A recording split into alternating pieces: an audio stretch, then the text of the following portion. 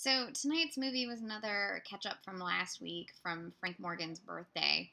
I read the plot synopsis and was thinking, maybe not, but then it's directed by Frank Borzage, and I love Frank Borzage, and I'm just trying to see all his movies. He made like a million films, so I'll never see them all.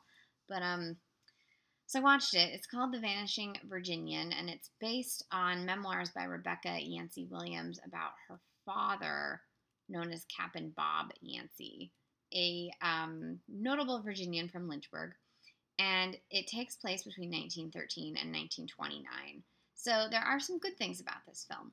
The cast, Frank Morgan, Kathryn Grayson, Spring Byington are all great. Spring Byington is one of my favorite. Like, she always plays mothers, but she's my favorite. There's some great moments for Lee Whipper and Louise Beavers, two African-American actors of the era who often played servants, and they do play servants in this film, but they get a handful of scenes that's just them without any of the their family members around, and so that's kind of refreshing.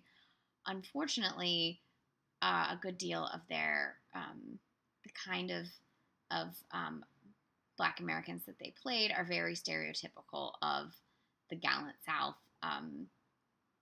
And that's the main problem with the film. There was a lot of like gallant South stuff going on, and that's a mess.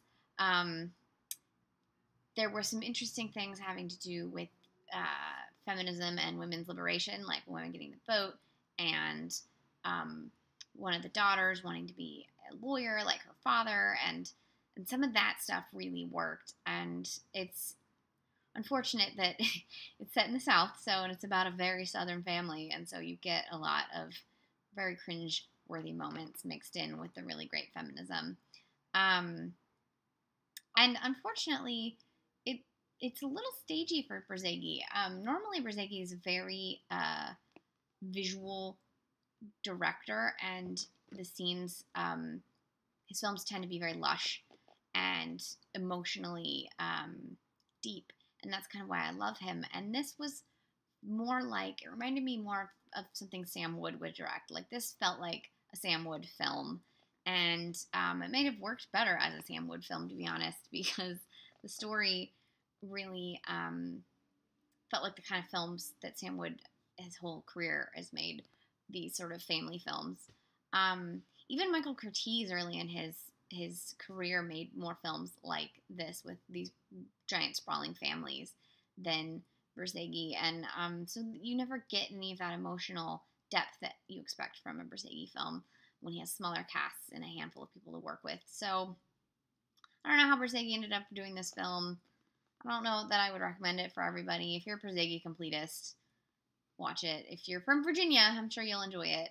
Otherwise, I don't know if I could recommend it. This is from 1942, and it is Frank Borzage's The Vanishing Virginian. And that is my cat and her butt. Enjoy.